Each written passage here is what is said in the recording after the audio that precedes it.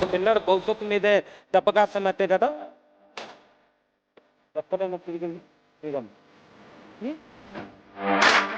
ఆఖరికి పిల్లల్ని రాజకీయంలో లాగద్దని చెప్పి లోకేష్ గారు ఇస్తున్నారు. అసలు బ్యాగ్ ఆయన దగ్గరికి ఎట్లా వచ్చింది?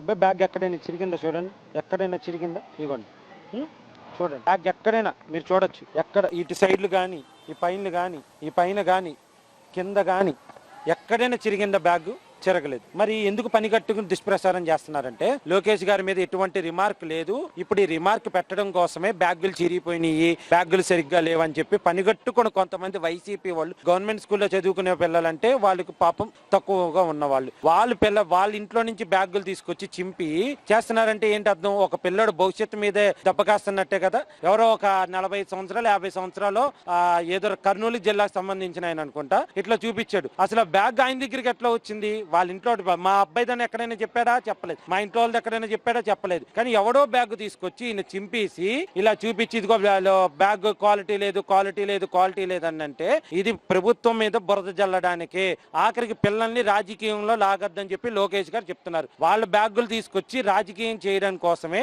వీళ్ళు ఎట్లాగా బ్యాగులు చిరిగిపోయినాయి అని చెప్తున్నారు. డ్రెస్సులు కూడా అంతకుముందు వేసుకుంటే కింద సంవత్సరం వేసుకుంటే మంటగా ఉండేది. ఇప్పుడైతే అది ఏమీ లేదు, చాలా బాగుందన్న లోకేష్ గారికి థ్యాంక్స్ అని చెప్పన్నా అని చెప్పి పిల్లలందరూ చెప్తున్నారు.